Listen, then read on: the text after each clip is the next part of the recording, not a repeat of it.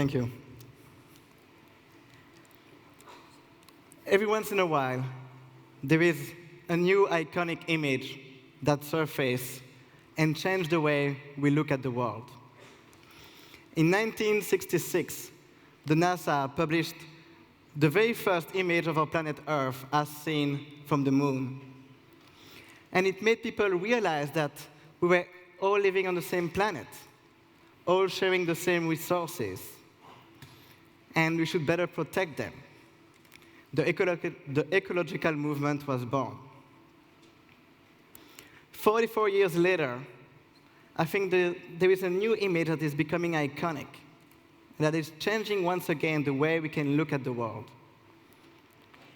This image has been released by Facebook in 2010. It shows all the relationships on their social network. If you look at that image, you realize that we are not only living on the same planet, but we are also all connected to one another, beyond boundaries. For the first time in our human history, anyone can share instantly what we know, what we think, what we see, and what we feel. And this is changing the way we get to know what's happening anywhere on the planet. This is changing the news. We used to rely on news organizations such as the AP, AFP, Reuters. And those organizations have a few thousand reporters that they send all around the world to cover what's happening. There are two problems with that. The first one is, if you only have 3,000 reporters to cover the entire planet, it means that, on average, and if they were distributed evenly, you will only have one reporter per 50,000 kilometers square. Which means that for Belgium, you will only have a part-time reporter. Now, I know there is nothing happening in Belgium, but still. So, needless to say that they cannot cover everything that is happening. The second problem is that in countries where information is really controlled by the governments, it's quite easy for them to identify who are those people, those reporters. And it's quite easy for them to make sure that they only get to see what they can see, that they only get to share what they can share. We can solve that problem. Because today, in this world where everybody is connected, whatever is happening on this planet, wherever that is, there's always going to be someone with a mobile phone who's going to share publicly with the world what's happening. Like this guy, who happened to be right in the neighborhood in Pakistan, where the operation that led to Osama bin Laden killing took place. Now, this is not a reporter. But that day, at that time, he was. And in the same way that the best camera is not the most expensive one, but is the one that you have with you when you need to shoot a picture, the best reporter is not necessarily the professional one, but is the one who happens to be at the right time, at the right place, when something important is happening. So instead of having to rely on a fixed widget network of 3,000 reporters, we can now tap into a network of millions of people, like you and me, sharing instantly on social networks what's happening.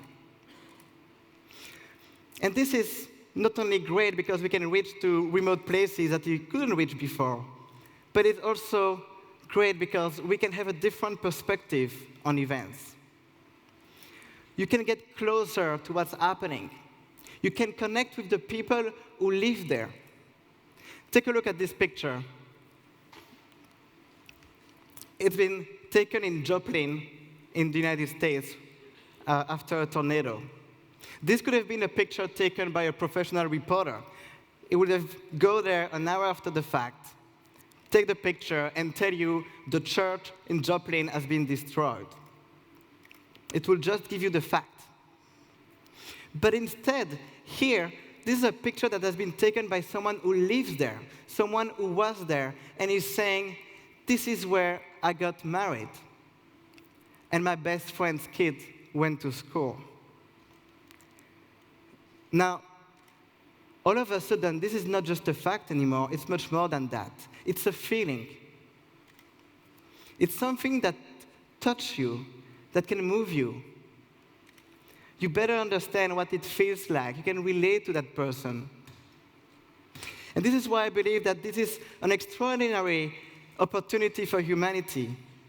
It's a fantastic opportunity to help one another better understand what it feels like to live through these kind of events. Whether it's a natural disaster, a war, like right now in Syria, or an economic crisis and people losing their jobs. By opposition, if you just look at the facts, then you open the door to manipulations. Every other day, Fox News is bombarding us with reasons, facts, about why Israel should bomb Iran. But when you look closer on social networks where people are connected to one another, you start seeing a very different picture. People actually started this meme in Israel about Israel hurts Iran, saying, "We love you. We are not going to bomb your country." You don't see this on TV. And that gives me hope. Hope that if we can connect people with other people who live through those events, they can understand that behind any of those news, any of those events, any of those facts, there are actually people like you and me who are feeling, who are being impacted. This is how we can raise awareness, we can raise empathy. And empathy is this beautiful thing that makes us human. Empathy can be this thing that makes the difference between war and peace. Such network is also much harder to control and censor. It's quite easy for an oppressive state to control a few dozen reporters. But they cannot control hundreds of thousands of them, not to say millions. And this is what happened during the Arab Spring, which was a eye-opener event for social media. It didn't matter that information channels were controlled by the government. People using the smartphone technology networks were able to communicate, share news among themselves, but also with the rest of the world. But also in our Western countries. Last week, there were the elections in the United States. And we had this user on Storyfy called Video the Vote. They were asking people to use their smartphone and record their voting experience in the United States. And then people were sharing that on social media, and then they were trying to see which one were the most interesting one, and they put that together in a story. And they surfaced that particular video that showed that in Pennsylvania, when you were trying to vote for Barack Obama, well, this is what happened.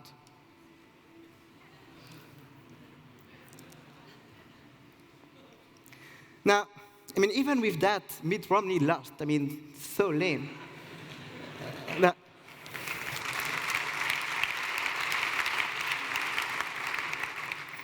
Now, it didn't matter, not this time, because Barack won by such large margin that it didn't make any difference.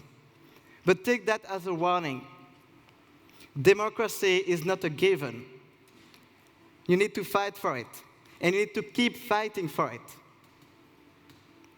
And the reason why our democracy were working is because we had this watchdog, this counterpower, which was the media. But today in this world where everybody can be a reporter, we are the media. And it's our responsibility to use our voice. And whenever we see something like that, to speak up and let the world know about it. The great thing about the internet is that on the internet, nobody knows that you are a dog. Which means that it doesn't matter if you are black or white, if you come from Morocco, Africa, if you are native European, if you are young or old, poor or rich, able or disabled, gay or straight, even Walloon. You have your place in this world. As long as you are willing to contribute, as long as you are willing to share information to make your voice heard, you have your place in this world.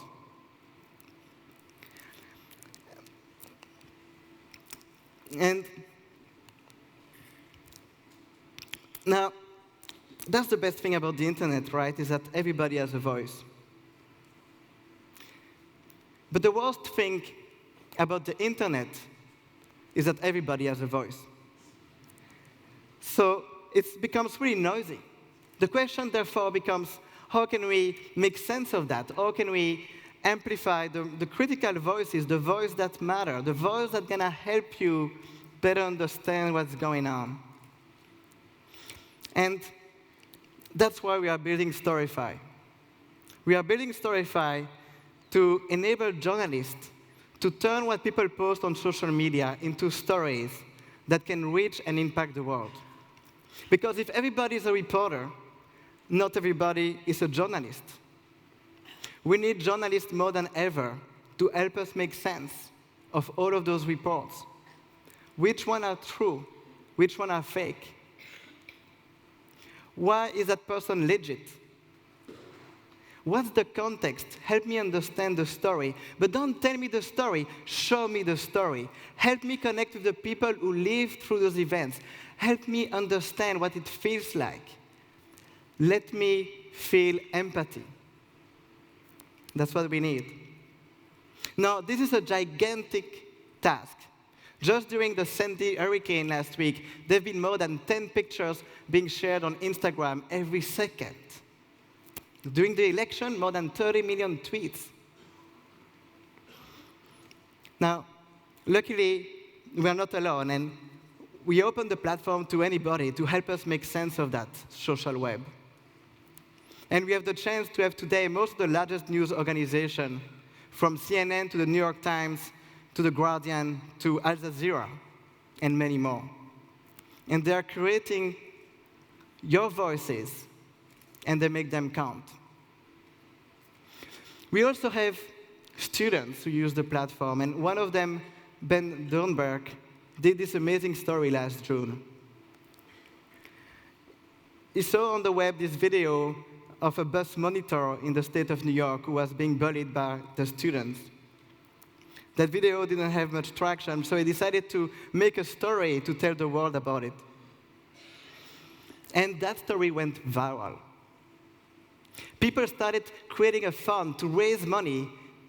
They were hoping to raise $3,000 so that they could pay that lady nice holidays and she could have a break. But after that story hit 3 million views, they actually had raised more than $600,000. And that topic became a national discussion. And for the story, she didn't use that money to go to Las Vegas. She actually created a foundation to protect the people who were also victims of bullying. Now, if there were no reporter in that bus who would have caught on camera with their smartphone, the world wouldn't have known about that story. But because today everybody is a reporter, there was one reporter. Could have been you, could have been me. And thanks to that, the world could know. It's amazing to see how just a few voices can really change society. That's the most beautiful thing that we have. The only thing maybe that we have. It's our voice. I really believe that free exchange of information has a positive impact on the world. If the world doesn't know about that story, nobody's going to do anything about it. We need to surface those things. So whenever you witness something that is just not right, speak up. Building this global network where we are all connected, where we can all share knowledge, we can all share problems, solutions, share what's happening. It's probably the biggest human endeavor since we put a man on the moon. But this time, your job is not just to watch it happening on TV. This time, you are part of it. You can contribute to it. This time, you have a voice. You have a say. And that's why, your voice can be this media, this counterpower to our government, help us make them accountable. Make sure that our politicians, our unions, are going to protect the general interest and not their own interest. So you have a role to play. So stand up. Literally, come on, guys, let's stand up. I know it's the end of the day, but stand up.